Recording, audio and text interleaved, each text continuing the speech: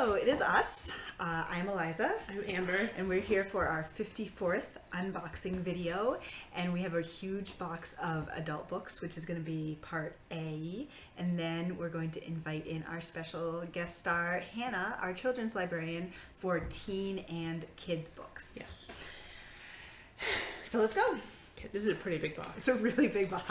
Man of War by Sean Parnell.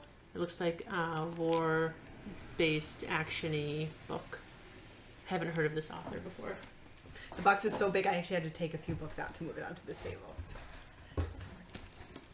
The Mermaid and Mrs. Hancock. This is one of those books that, I don't know, it seems like it's going to be popular. It's historical fiction and it takes place in the 18th century, aka the 1700s. In London? Yeah. A lot going on then. About a man who, I guess, owns a sailing ship and his sea captain exchanges the ship for a mermaid, which I think you're probably not supposed to do. I don't know.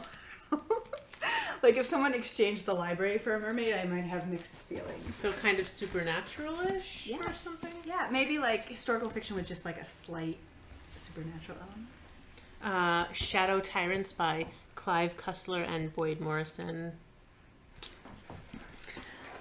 Unhinged by Omarosa, who some people may have heard of. And this is her book about working in the White House. You really didn't have to explain anything about it. I mean, the title and the author, I feel like says it all. You know what to expect. J.D. Robb, Leverage and Death. I'm getting all the like thrillery type things. And I'm getting all the political books. Now I have one called Everything Trump Touches Dies. And this is by a Republican. So, yeah. Should be interesting. So if you can't get your hands on Fear, then you can read that while you're waiting, I guess. I also noticed that both of our copies of Fire and Fury, which was like the big scandalous book about Trump's White House before Fear, they're both here now. So if anybody is waiting for Fear. Yeah. Walking Shadows by Faye Kellerman, this is a Decker Lazarus novel. It's part of, I think, her series with them. Another police thriller. Little Comfort by Edwin Hill. That has sort of like a just very creepy cover. Yeah. Stealthily creepy. Well, it's Little Comfort. So. Yeah. Oh. So this is a debut detective novel, and it's set in Boston. So I think people might be interested in that. Is the main protagonist a librarian? I didn't even realize. It says it says that the main character is a Harvard librarian who also does private detective work. I think I will add this to my list, even though the cover looks scary. Librarians. In Pieces by Sally Field. And this is just her biography. Look, she goes really from interesting, young actually, in the front and then to now. Not young in the back. She's had a long career. Yeah. A long, really good career. So I didn't mean to take your book. Okay. Cool. Sea Prayer by Khalid Hosseini, who was very famous for writing The Kite Runner. And I think this is just sort of a short book it's very short, and it was actually written, the proceeds go to the UN Refugee Agency, and it has really nice poetry and pictures. Watercolor. And I think it's about refugees, so maybe. Leave No Trace by Mindy Magia. Looks like another thriller. Takes place in northern Minnesota. Yeah, that one looks like it might be one I like too. There's just like these subtle differences in the covers, you know? You're like, just very subtle, like trees, birds. Yeah. Craig Johnson, Depth of Winter. And this is in the Longmire series, so a lot of people who like the Longmire television show also enjoy the novels, detective novels. Oh, look at what I found. Deborah Harkness's new novel, Time's Convert. So if you read the Book of Life series, or it's called the All Souls trilogy, but the Book of Life was the third book. And this, I think, just tells a story of Marcus de Clermont, one of the other characters in her trilogy. So It's like a side story in the same universe. It's very exciting. J.A. Jance, Field of Bones. See a tree. There's a bird. But this one I know I will not read, even though a lot of people will really like it because a lot of people really like J.A. Jance. So. Field of Bones. Field of Bones. Aware, the Science and Practice of Presence, the groundbreaking meditation practice by Daniel Siegel. This is just a nonfiction on, I guess, meditation. Sold on a Monday. I feel like I should have said that in quite such a cheerful. But look at what it says on back, though. I feel like I need to reset. This is like sold on a Monday, because it's children who are like sold in the 1930s to work, I think, on farms, and then. It sounds like it doesn't outright say it, but it sounds like it might be one of those that's set in two times where maybe they go back and forth with the history. Anyways. 1930s were a rough time. When the Lights Go Out by Mary Kubica. Oh, insomnia has taken her sleep. Now it's taking her mind. It's another creepy one. Her book's so popular. Yeah. Mr. and Mrs. American Pie. I feel like with this one I can use the cheerful voice. Yeah. It looks kind of like a funny, also historical. I feel like we're getting a lot of like historical or semi-historical. This one's 1969.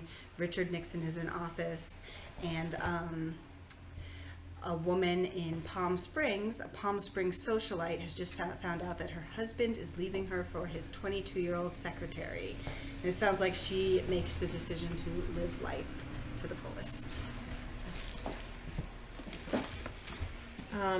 The Good Neighbor, The Life and Work of Fred Rogers, written by Maxwell King.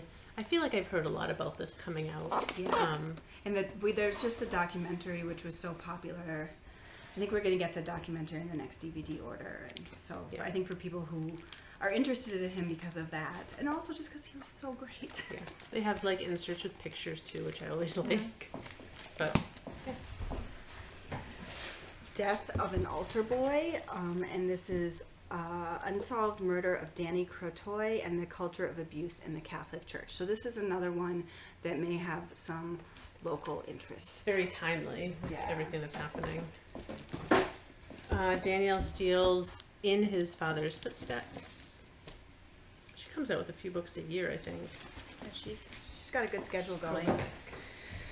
The Russia Hoax, the illicit scheme to clear Hillary Clinton and frame Donald Trump.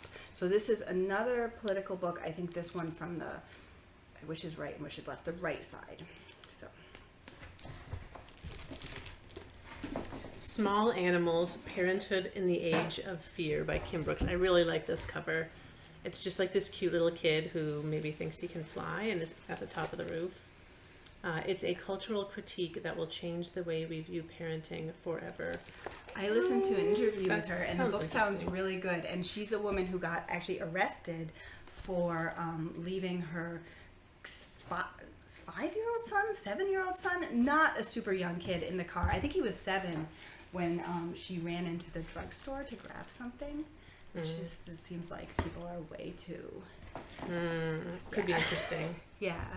But then she just writes, like, I don't know. The interview is really good, so I think I will take a look at the book. Yeah. Where the Crawdads Sing.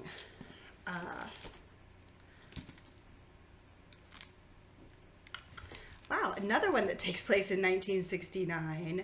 And this is in North Carolina.